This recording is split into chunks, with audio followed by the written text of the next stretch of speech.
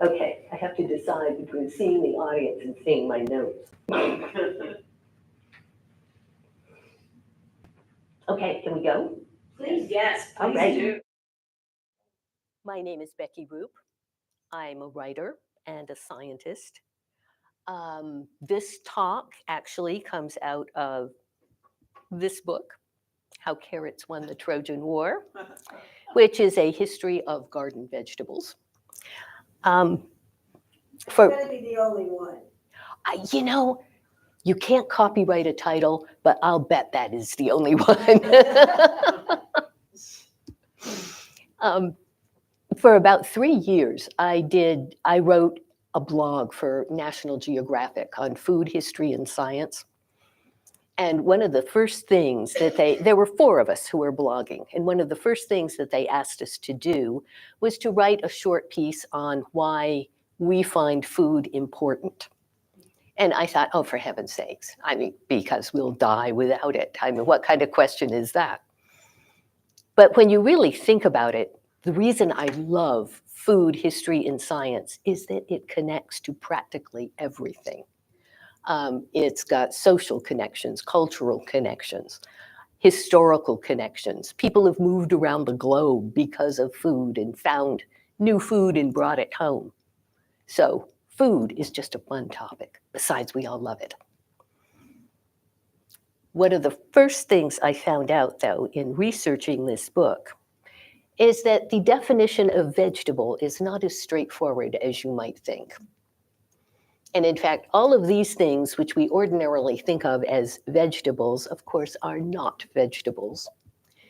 Anything that's got seeds in it is a fruit. So these, to a botanist, are things that develop from the fertilized ovary of a flower, and whammo, you've got a fruit. So tomatoes, peppers, eggplants, cucumbers, squash, pumpkins, all fruits. These are vegetables.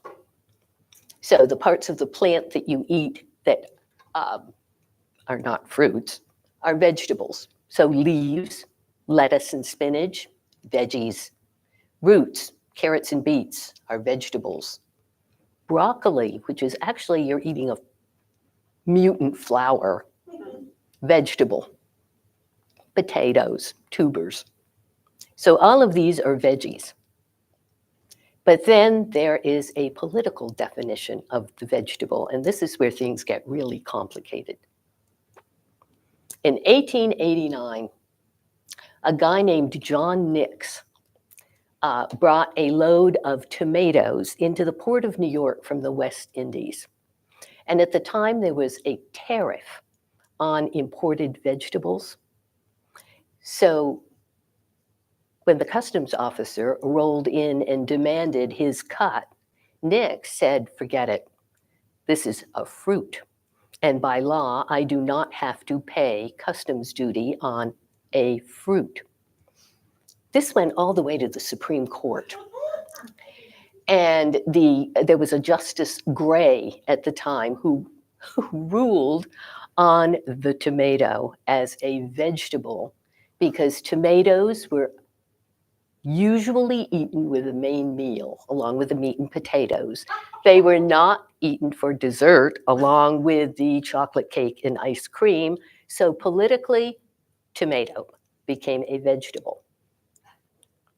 Well, this goes on and on and on.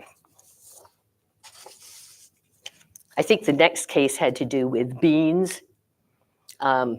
Somebody said beans are seeds, not vegetables, and they had, I think, opposing counsels before the Supreme Court, one waving seed catalogs and one pointing out baked beans.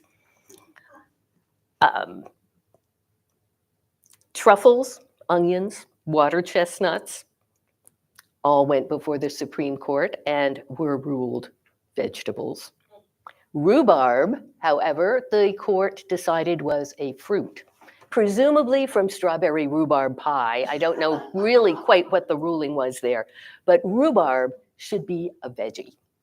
Rhubarb is like celery. It's an enlarged petiole, you know, that little stem that attaches a leaf to the plant. So rhubarb should be a vegetable, but politically, it's a fruit. Then the European Union came along, and, ooh, I should be paying more attention to this. The European Union decided that tomatoes were fruits because they could be used to make marmalade. I think they also ruled that carrots and sweet potatoes were fruits because of the jam connection. And then we got even worse because somebody came up with the idea of state symbols. State symbols came in with the Chicago World's Fair in 1893, which was the Disneyland of 1893. It was fabulous. It had a 65-foot statue. You can see it here in the front, colored gold, done by Daniel French, who did the Lincoln Memorial. 27 million visitors, 65,000 exhibits, a Venus de Milo made of chocolate, a map of the US made of pickles, the first Ferris wheel, which could carry 2,500 people. I know. A gigantic cheese that was shipped from Canada by special railroad car.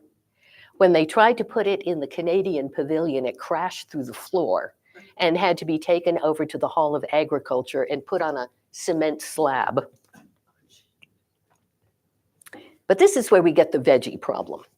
A garden club decided that it would be a nice idea to have a garland of flowers from the states. So the idea was that each state would choose a representative flower. And you would think that this would be easy, but it was not. Minnesota just roared right in there and said, we picked the lady slipper. New Hampshire had a terrible problem. They had factions that were for the lilac and factions that were for the apple blossom. So that went to the state legislature. A lot of people actually gave up and just said, we're going to let school children vote. Nobody could make up their minds. Vermont actually has ended up with quite a list of state symbols. Our flower is the red clover.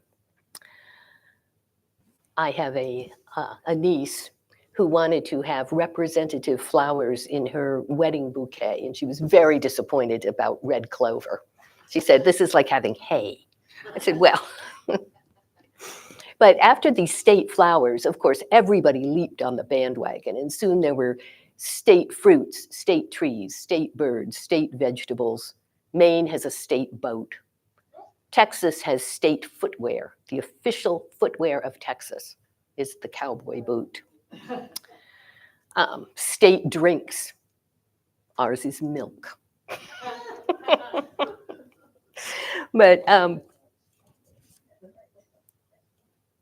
yeah, we've only fairly recently gotten ourselves a state vegetable. And we had quite a debate over kale versus turnips. And by a passionate letter writing campaign from school children in Wardsboro, Vermont, home of John Gilfeather, we got the Gilfeather turnip. This is John. He was said to be a lanky bachelor. He was very jealous of his turnips because he would only distribute them with the tops and the roots cut off, so nobody could possibly propagate this turnip. But obviously, somebody did. So, because we still have them today, they're said to be a particularly delicious turnip. Anybody here really fond of turnips? I'm okay with turnips. They're mixed with something else that tastes good. They're a vegetable. Let's see. There were all kinds of mix-ups, though, on state veggies. For example, Alabama. In Alabama, the tomato is both the state fruit and the state vegetable. They're sitting on the fence. Tennessee and Ohio, the tomato is their state fruit. They went with botany. Louisiana, the sweet potato is the state vegetable, but the tomato, which apparently everyone loves in Louisiana, is the state vegetable plant. That's how it's defined. My absolute favorite is Oklahoma. Oklahoma, the state fruit is the strawberry, and the state vegetable is the watermelon. And the reason it's the watermelon is that they had a senator a state senator who came from a watermelon growing district. As a teenager, had won a watermelon seed spitting contest and was a passionate defender of the watermelon. So to this day, the watermelon in Oklahoma is a veggie. Let's see, turnips. Nobody's ever been terribly fond of turnips except Wardsboro, Vermont, which has a turnip festival each year in October. Is anybody gone? It's supposed to be the world's largest culinary turnip festival, and I completely believe them. They have turnip contests for the largest turnip, the most beautiful turnip. They even have a commemorative turnip song, which was written by a guy named Jimmy Knapp. You can find it on YouTube. You can eat them boiled, you can eat them mashed, you can even eat them with your hash. I will spare you my singing. Turnips actually, originally, people wanted them for their oily seeds, not for the root that most of us eat with Thanksgiving dinner.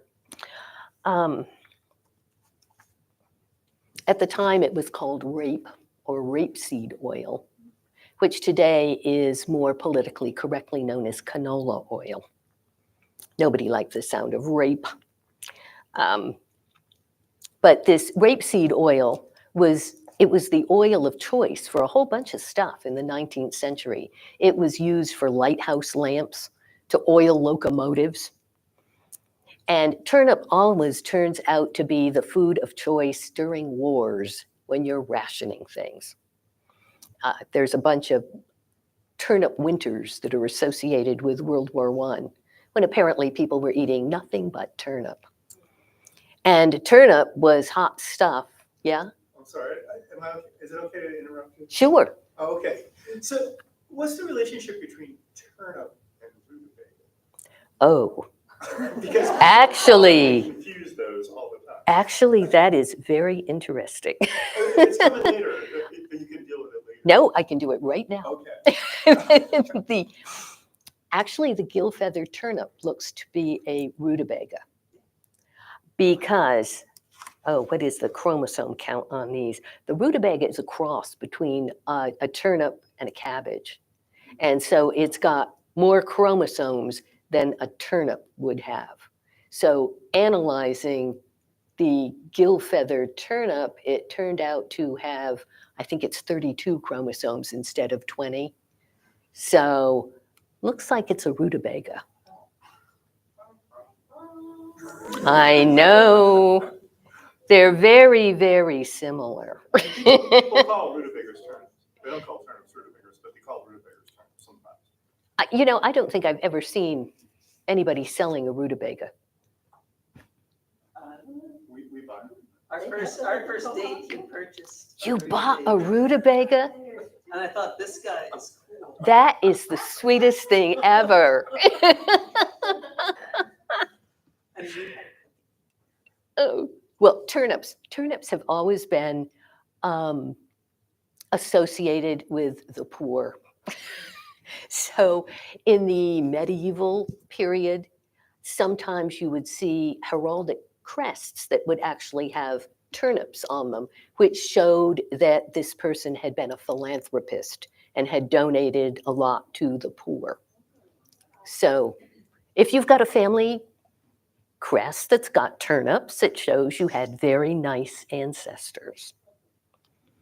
Not everybody was fond of the turnips, of course. This is the recipe for Lord Woolton pie, which during World War II, Lord Woolton was the Minister of Food and who spent a lot of time coming up with creative recipes for using things like turnips, because there really wasn't much on the British table at this period during World War II. This doesn't sound that bad to me, but we've got the Swedes in the recipe are the turnips. That was an alternative name for turnip. But we've got the diary of a woman on the home front in Britain who kept very detailed notes on what was going on day to day. And she said that her 6-year-old son would burst into tears at the words Woolton pie.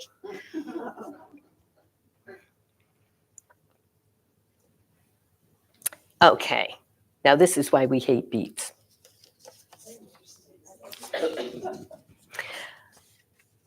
When it comes to most hated vegetable, who's got a most hated vegetable? Green beans for me. Lima beans. Mine is lima beans. And we will come to lima beans. On most hated veggie lists, beets pop up a lot. Turnip is not a favored vegetable, but it's above beets. Seed catalogs sometimes ignore turnips, but they always have beets. There's enough of us that are not beet haters. The reason people don't like beets is this stuff. This molecule is a thing called geosmin, and it's made by soil bacteria. And the beets pick it up from the soil, and it's got sort of a dirt flavor. Beets have that earthy tang. And this can be a problem in some foods. In wine, for example, if you've got a little bit of geosmin, nobody wants a bit of mud in your wine. It can be a problem in bottom-feeding fish, like catfish will sometimes pick up enough geosmin so that it tastes funny. And we're really sensitive to this stuff. We can pick this up in like parts per trillion.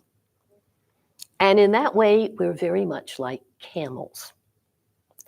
Camels are very sensitive to geosmin. And the idea is that geosmin in a desert environment will pop up around oases, where there's some kind of water so that you can have multiplying soil bacteria making geosmin. So camels zero in on oases by picking up on geosmin. So it's not bad stuff.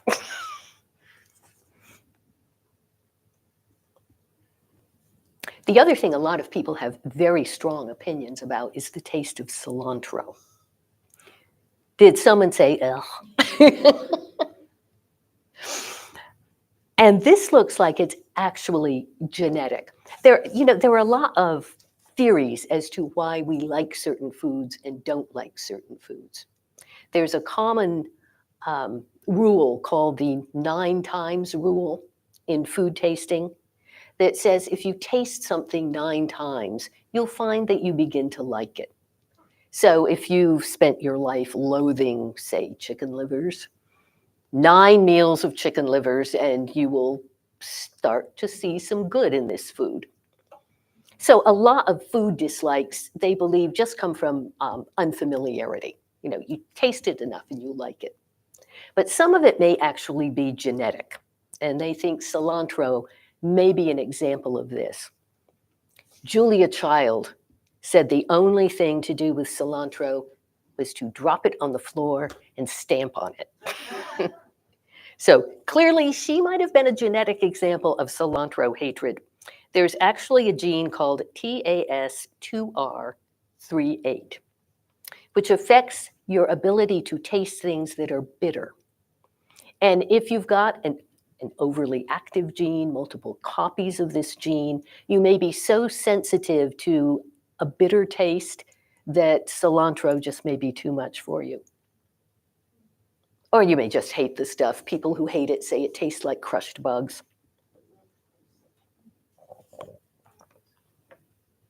Lima beans.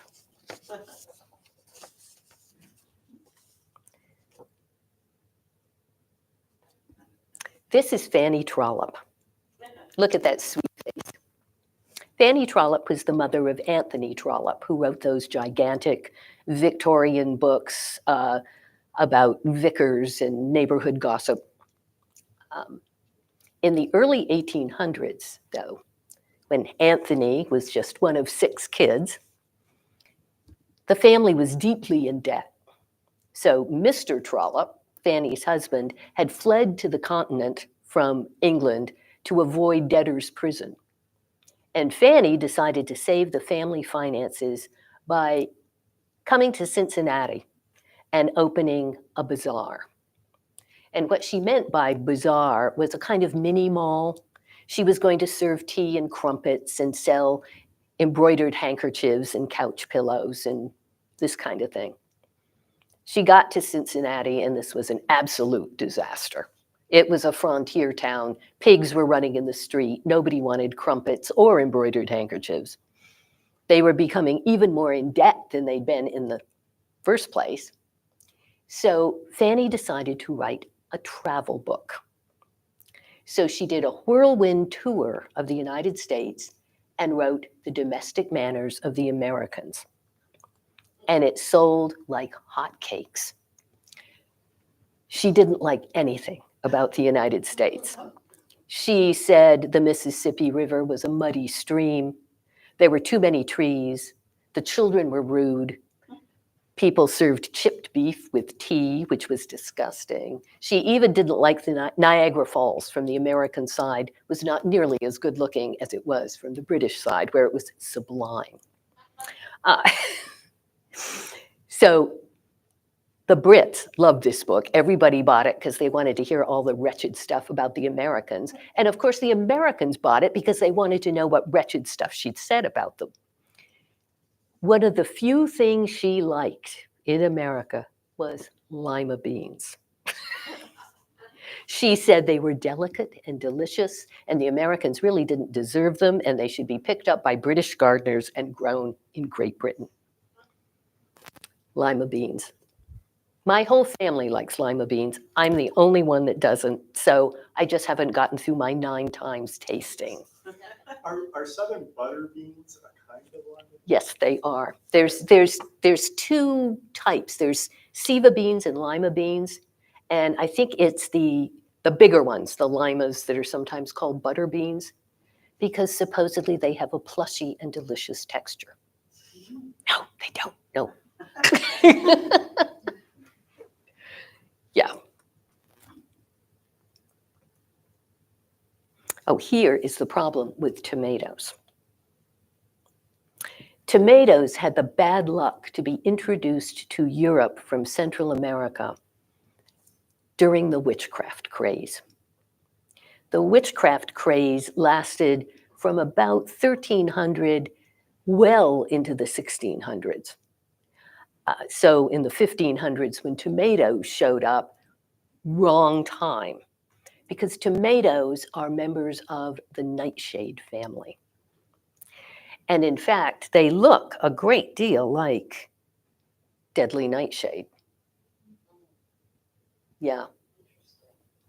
And right about this time, the Pope had published the recipe for the ointment that supposedly witches put on broomsticks in order to fly. You could also use this stuff to turn yourself into a werewolf. And it contained henbane, mandrake, nightshade, and hemlock. Well, at this stage, no woman in her right mind wanted to be seen growing anything that looked like nightshade in her garden. So tomatoes had sort of a rocky entry into European cuisine. They seem to have been picked up faster in the South than in the North. And, Italy, everything Italian has a tomato in it. And this may have been in part because you could grow it better in a warm climate. one of the theories is that a lot of the talk about the poisonous tomato may just have been sour grapes, because we've got early recipes from colonial America where, Virginia was eating tomatoes. Vermont probably wasn't. We probably didn't have the cultivars that really survived very cold weather. So we may not have had enough of a growing season for the early tomatoes.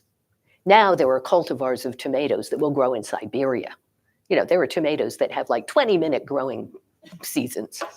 But back in the early days of tomatoes, it was pretty much a tropical fruit or vegetable, depending on how you feel about it.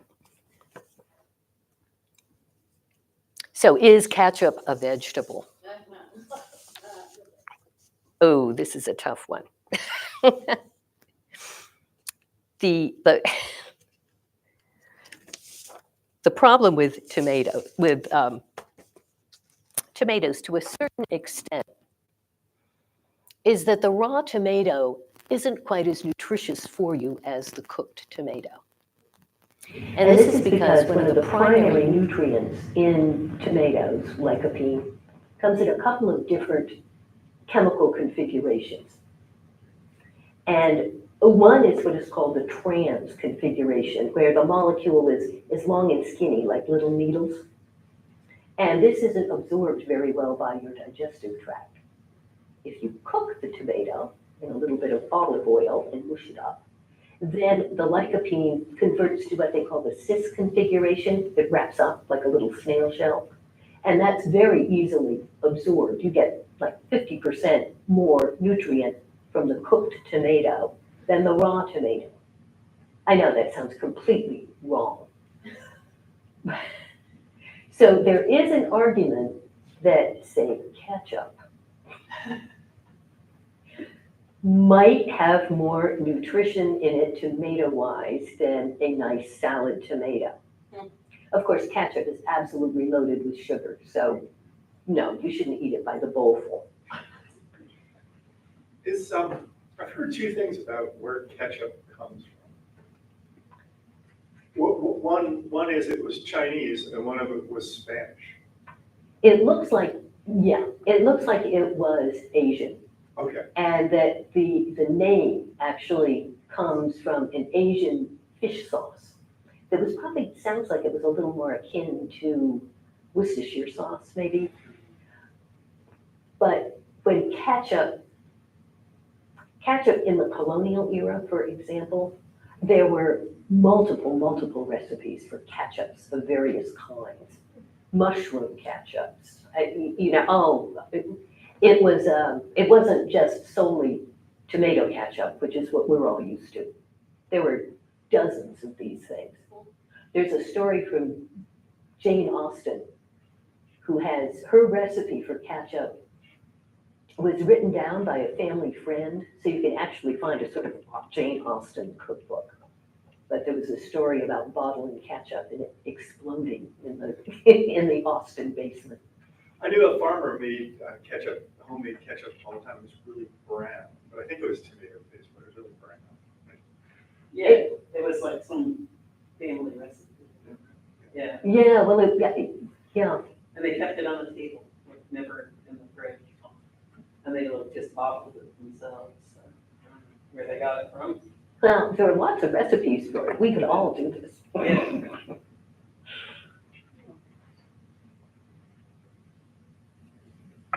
Spinach. Well, this is a famous New Yorker cartoon by a guy named Carl Rose, which I love. It's broccoli, dear. I say it's spinach, and I say the hell with it. Spinach actually comes from the Middle East. It comes from Iran, and it comes from the Persian word meaning green hand. The Chinese grew it. It seems to have gone east before it came west. Was introduced to Europe in the 10th or 11th century with the Moors, who, when they invaded Spain, they came across North Africa into Spain and brought spinach and asparagus with them. Catherine de Medici is said to have introduced spinach to France. She came from Florence in Italy to marry the future Henry IV at the age of 14, and is said to have introduced tons of stuff to France. The ballet, pantalette-style underwear, beans, forks. A lot of this is apocryphal, but she just may have introduced spinach. Reportedly, she was nuts for it, and to this day, anything that's described as Florentine, like eggs Florentine, has spinach in it. And that's from Catherine, who came from Florence. There she is. Look at that dress. Those are pearls the size of softballs. Spinach has never been popular, particularly among children. But there was a big uptick in spinach consumption in the US in the 1930s with Popeye. And the story with Popeye actually was sort of a biochemical mess. The story was that a German chemist named Emil Wolf in 1870 had published a paper claiming that spinach contained as much iron, 10 times more iron than T-bone steaks.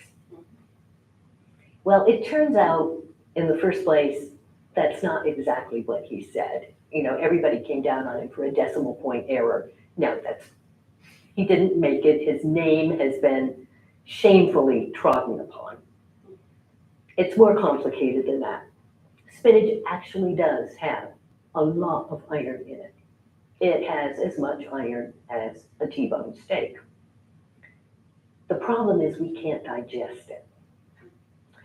The iron that you get in meat is what's called heme iron, and it's attached to a protein so that we can absorb it. In spinach, it's non-heme iron. We can't absorb it, so we get no good whatsoever out of that spinach. So forget it, Popeye and your biceps. Does the USDA take that into consideration when they put stuff on labeling?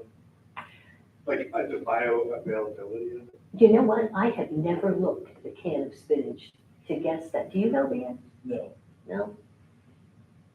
It makes you wonder about the vegetarian iron supplements that are available. They're almost certainly, a supplement, I would say, would almost certainly be made to be properly absorbed. I would hope. Otherwise, you know, we might as well be licking nails. I mean, you know. Spinach is loaded with vitamin A, so it's good for you.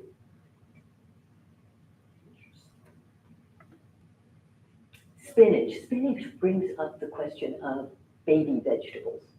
What's a baby vegetable?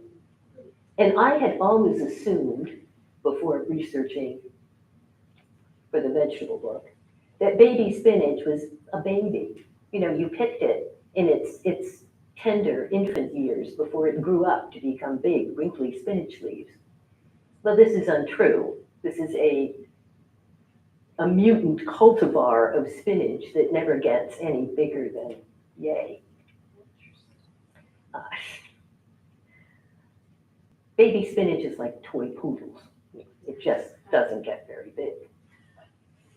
Baby beets, they don't get any bigger than little ping pong balls. That's a mutant cultivar of beets. These things at the end that look like dill pickles, those are avocaditos, baby avocados. And what that is an unfertilized avocado fruit. So it doesn't have that great big seed in the middle. Sometimes they're called cocktail avocados. Artichokes down at the bottom, baby artichokes are just abused. Baby artichokes are the ones that grow all the way down on the bottom of the artichoke stalk, so they don't get the attention and the sunshine that the great big avocado up on top gets. You know, it's like your fourth child versus your first child, and you know who's got all the photos in the family album, you know. Our youngest son says he's barely got a snapshot. Baby onions are tortured. They're like Chinese bound feet. They're just grown very, very close together so that they can never expand much. Is that the same as a pearl onion, or is Yeah. that completely different? Yes, Same. tortured. Tortured, thank you. And baby zucchini. Baby zucchini are babies. If you don't pick it when it's a baby, it's going to be the size of the Hindenburg the next time you go out to the garden. But the fun one is baby carrots. This is where baby carrots come from. Deformed carrots. Well, in the 90s, there was a California carrot farmer who was very disturbed by the amount of waste, because carrots don't always come out like nice straight carrots. You know, they're branched, they're lumpy, they're funny looking. Supermarkets wouldn't buy these, and so he was having 40 to 50% of his carrot crop each year just had to be chopped because it wasn't attractive enough for the public market. So he decided to take these carrots and grind them up into little ball shapes and sell them as bunny balls. Bunny balls didn't go. Bad name. Bad name. You know, naming is it. So some years later, somebody else came along with the same idea, but ground the carrots into little tiny carrot shapes and sold them as baby carrots. Now, there are cultivars of carrots that don't get very big, so you can grow small little carrots. But most of the supermarket carrots come from here. Never gonna buy baby carrots again.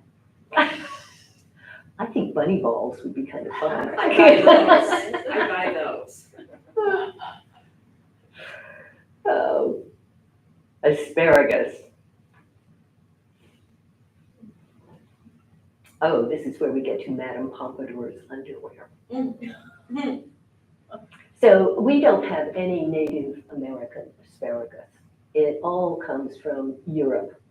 The original great-great-granddaddy of asparagus was a sort of a crawly maritime plant, which has since developed into this luscious stuff that we eat today. The Romans liked it. There's actually a Latin saying that translates as quicker than it takes to grow asparagus. There it is in a Roman mosaic. So this sort of indicates that the Romans liked their asparagus sort of al dente. And we know that they cooked it in bunches like this, upright in like these long skinny pots. Roman asparagus. Asparagus pretty much went out of Europe with the fall of Rome because it's a crop that has to be coddled. You have to fuss over it, you have to go out each day and harvest it. So Rome fell, the Dark Ages moved in, and people were growing things like turnips and beans. Asparagus, on the other hand, was preserved in the Middle East. And so, again, when the Moors invaded Spain, that's when asparagus was reintroduced to Europe. And it was promoted by this guy in the end with a gigantic turban. His name is Zuryab, which meant the blackbird. He was an Arab singer, a poet, sort of a general Martha Stewart type, who was paid an enormous salary by the court of Cordoba in Spain, both for his music and for his cultural innovations. He came up with the idea of you should change clothing colors with the seasons. So if your grandma ever told you, no white shoes before Memorial Day, that's kind of harking back to Zuryab. He invented an early form of toothpaste. He came up with the idea of drinks in glass tumblers rather than in metal cups, because the metal often made liquids taste odd. And he promoted asparagus. And from Spain, the asparagus went on to France. And it was popularized because everyone thought it was an aphrodisiac. In fact, in the garden, practically anything that's even remotely cylindrical has at one time or another been promoted as an aphrodisiac. Except cucumbers, which have always had a reputation for being cold and not really good for you. This is Madame Pompadour. She was the mistress, one of the mistresses of Louis XV in the 18th century. And all kinds of things are named after her. You know, the Pompadour hairdo. There's a Pompadour pink that's named for her. It's kind of a bubblegum color. I looked it up. And supposedly, as in so many other legends, the champagne glass is said to have been molded on the shape of her breast. The champagne cup glass, not that flute. No, don't even think of the flute. But I have to tell you, the champagne glass is it's also been attributed to all kinds of other people. Madame du Barry, who was another mistress of Louis XV, Diane de Poitiers, mistress of Henry II, the Empress Josephine, wife of Napoleon, and even, this one's a really long shot, Helen of Troy. I don't think so. Well, oops. No, we'll get to him. What about the underwear? I'm getting there. So we have left her behind. We have not. That was an inadvertent jump to Benjamin Franklin, but we're still on Madame Pompadour. This is what her asparagus looked like, basically. The popular asparagus at that time was blanched. Dirt was heaped up around it, so it never turned green. It stayed white. And her asparagus that she personally cooked for the king was a white asparagus with purple tips. Very, very attractive. There's still a recipe called asparagus Pompadour. It's basically asparagus and hollandaise sauce, but supposedly this was her asparagus recipe.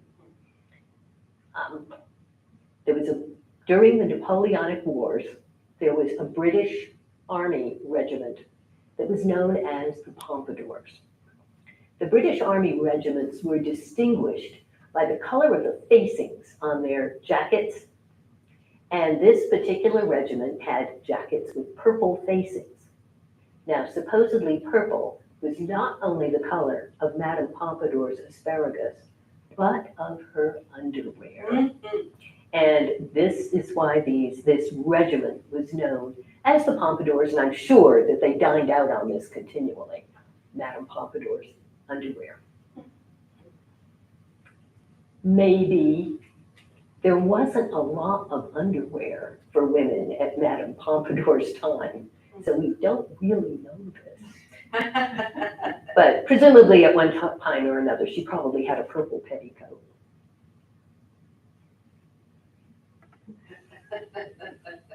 Now, asparagus is interesting because, you know, if you eat a lot of asparagus, your urine then smells peculiar. And this is basically because asparagus contains a number of sulfur compounds that aren't absorbed and that just go right through your system and come out the other end, and that's where you get this peculiar odor. Benjamin Franklin, at one point, wrote a monograph about this. He wrote about a number of different things that make body effluvia smell peculiar. And he submitted this to the Royal Society.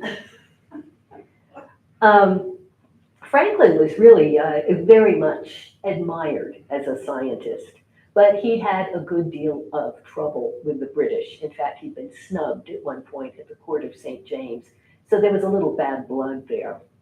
So he certainly wasn't above putting a stick up the Royal Society, I guess, with fart proudly.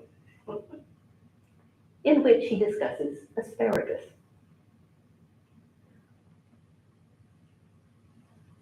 Oh, peas. Well, this is Elizabeth White, who is the person, she's the reason that we have big, luscious, in the store blueberries.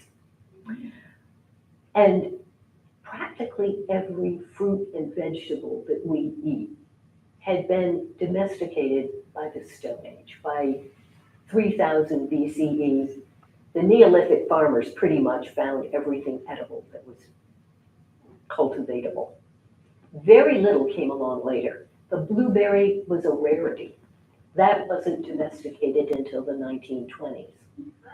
The other one is rabbit, which rabbit as a domestic meat source came along around the 7th century because the Pope had decreed that rabbit didn't count as meat.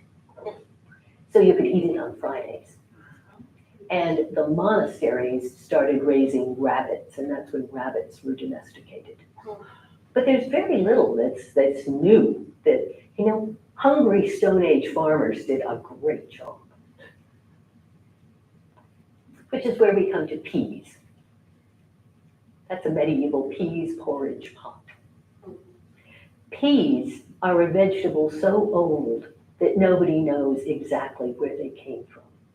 You know, geneticists can take a lot of the vegetables that we eat and they can track them down to practically the county where they originated. But peas, the best guess was some big swath in the Himalayas. And annoyingly, the oldest known peas actually were found in Burma in a site called the Spirit Cave. And I think they, how old were they? About 12,000 years ago, people were eating peas. And these weren't great peas. These were very, very starchy peas. There's one theory that you actually had to roast them like chestnuts and peel them to eat them. So it was a very different pea experience that we get today. We have good peas. And the reason we have good peas is because of this guy. This is Thomas Andrew Knight. He was a horticulturist from Great Britain in the 1700s.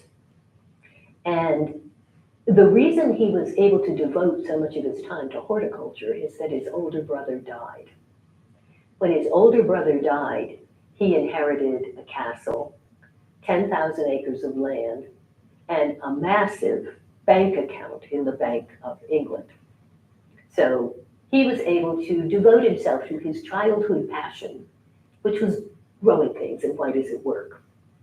And the story that he used to tell is that when he was a little tot on the family estate, he saw the gardener planting things that looked like little pebbles and sticks. And the gardener explained to him that these would turn into peas and beans. And he was thrilled and scampered away and planted his pocket knife in the belief that he would grow a pocket knife tree. And when this didn't pan out, he spent the rest of his life interested in growing things. You know, when our kids were little bitty and we started gardening with them, they wanted to grow donuts. So it's not an untoward assumption that, you know, you can stick something in the ground and get more of it back. So at some point in Knight's acreage, he got a random new pea. And it was a wrinkle-seeded pea, and it was sweet. It was delicious. And peas, once he started propagating his wrinkle-seeded pea, became very popular.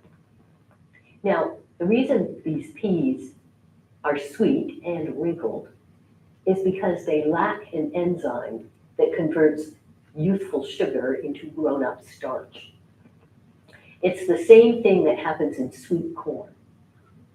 Sweet corn is a mutant, it's odd, and it lacks the enzyme that ordinarily would turn sugar into starch, it just stays sugary.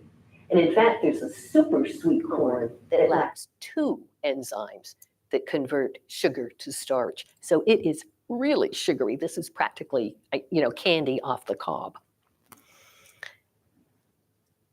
So Knight's popular peas started fads for pea eating all over Europe and America.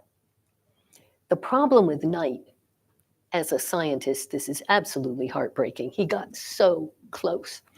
He took all kinds of notes on his peas. He crossed his wrinkle-seeded peas with smooth-seeded peas, and tall peas with short peas, and pink-flowered peas with white-flowered peas. He did all kinds of pea research. And there he stopped.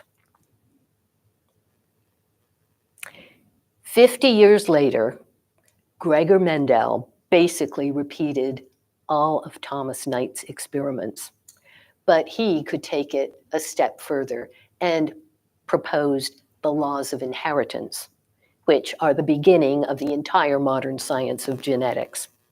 So we have Mendelian genetics, we don't have Knightian genetics. He just missed it. Mendel apparently, while he was in the course of doing his pea experiments, had some 20,000 pea plants growing in his monastery garden in Austria. So those monks ate a lot of peas.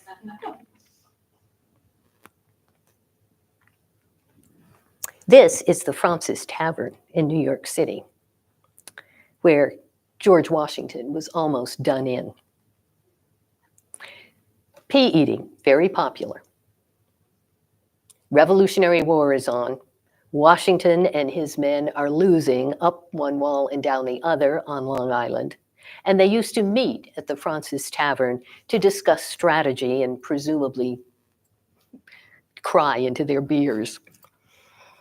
At one point, there was a plot to kill George Washington by adding poison to a plate of his peas. Oh. And the story is that on the way to the table, the peas were intercepted by Phoebe Fraunces, who was the daughter of the tavern owner, who had heard about the plot in advance. She took the peas and flung them into the yard. They were pecked up by chickens, who promptly fell over dead. And it was realized that George Washington had a narrow escape. This might or might not be true, but you've got to admit it's a good story. And I had been telling this story for some time about George Washington escaping being poisoned by his plate of peas. And one of my kids, as we're discussing this, said, well, it might have been better if he had been poisoned. I said, well, think about it. This is one of those crux points in history. If Washington had died right then and there, the morale of the rebel forces would have dropped. We probably would have lost the revolution. We didn't have anyone of his status to step in there and hold the country together. On the other hand, we would have stayed British. When Britain abolished slavery in the 1830s, slavery would have been abolished in the United States. We might never have had the Civil War or the bifurcation between North and South that we still have to this day. So, I don't know. What do you think? Washington, yes. Washington, no. Hard to tell. Yeah. Well, according to physics, there's a parallel universe in which Washington ate the peas.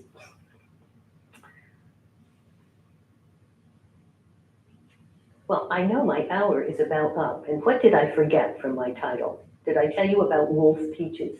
No. No. Blast. Or how carrots on the trip. Oh, I will tell you. Okay, wolf peaches.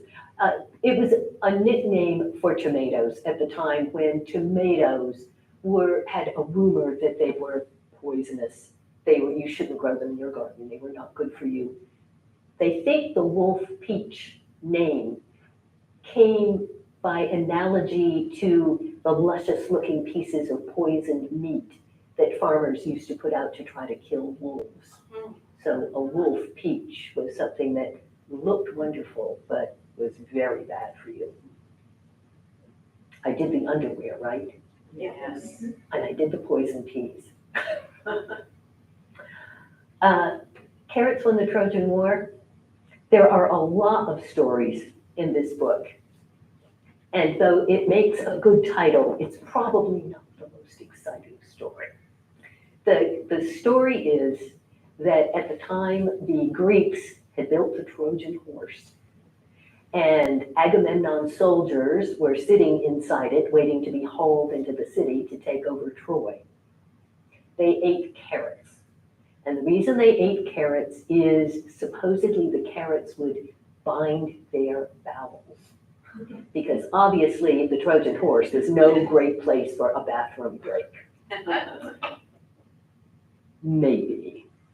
The other story on carrots that we get from the Greeks is that carrots, think of the carrot, it's an aphrodisiac. So you fed carrots to your captured women to break down their inhibitions. So you pick constipation or passion. Pick one. But that's the Trojan War story. And it all comes from one very small Greek quote. But a lot of these food stories are often apocryphal. There's a wonderful one about tomatoes that I so hated giving up. There's a guy named Andrew Smith who writes a lot of books on tomato history. He's actually a specialized tomato historian. And he researched the history of Colonel Johnson. Colonel Johnson came from, I think, Salem, New Jersey. And supposedly, he introduced tomatoes to all of the northern United States by eating a basket of tomatoes at some point in the early 1800s on the steps of the courthouse. And there's a whole story that goes with Colonel Johnson. He used to dress like George Washington. His personal physician was there to keep an eye on him while he ate his tomatoes.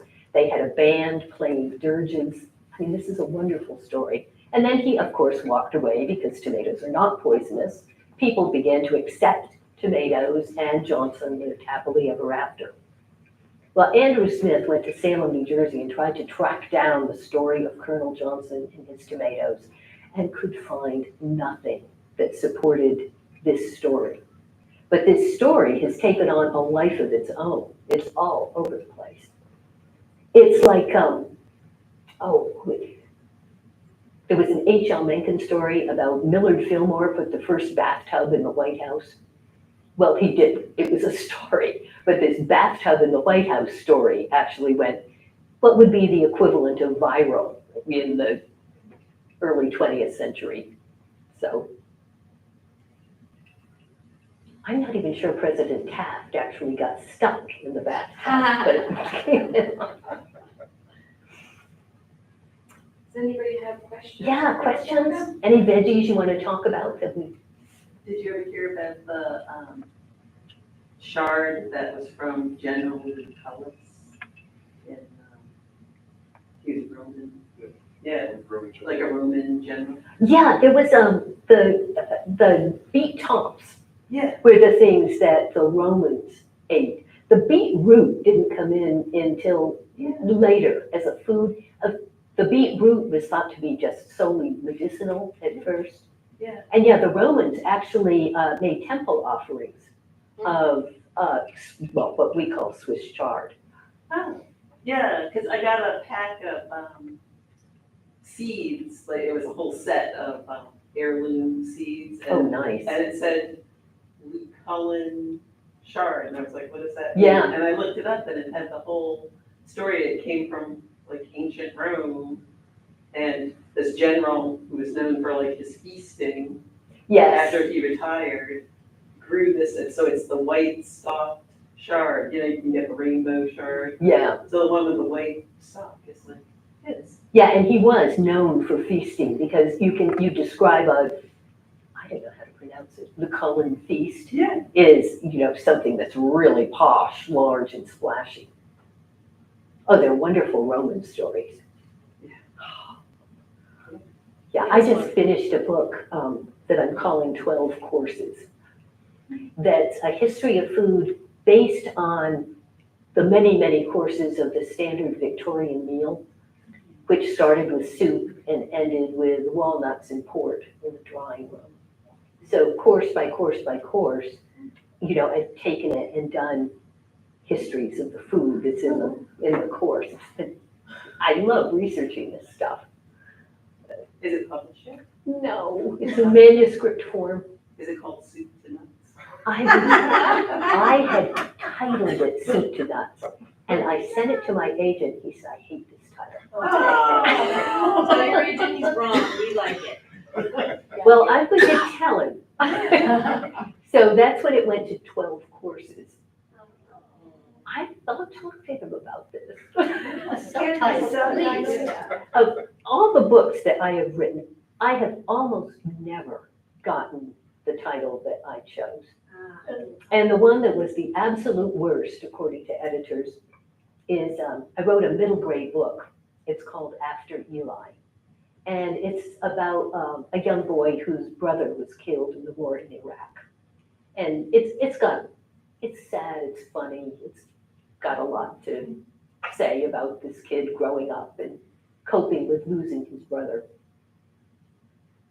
And one of the things he does, because he's angry, is he keeps what he calls his Book of the Dead.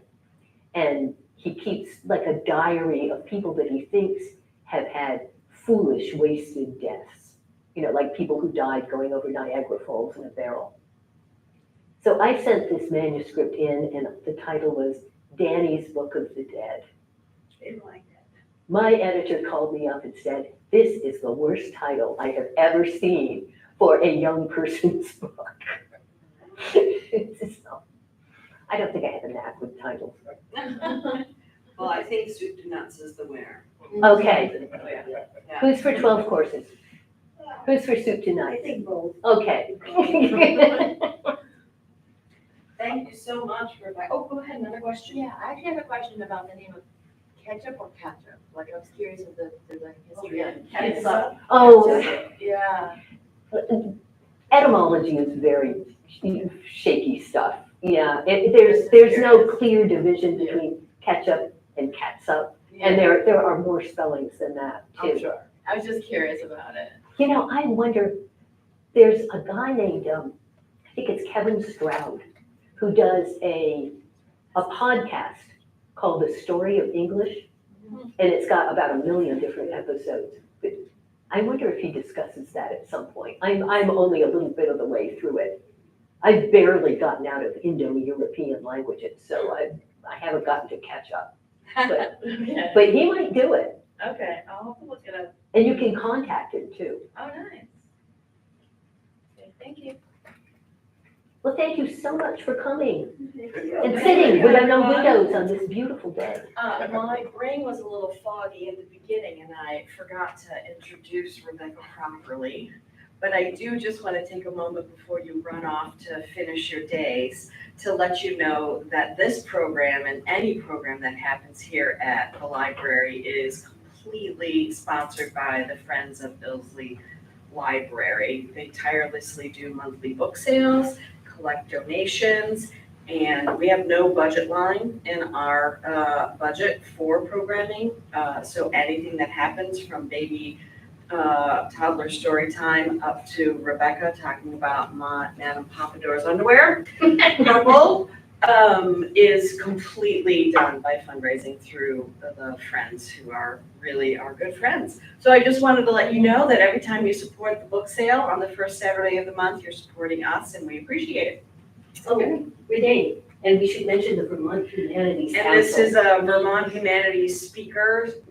Humanities Council Speakers Bureau program. I look through their catalog, online catalog every now and again, and I can't believe that I haven't had you sooner because yours just jumped out and slapped me across the face as a good fit for our community and a very interesting program.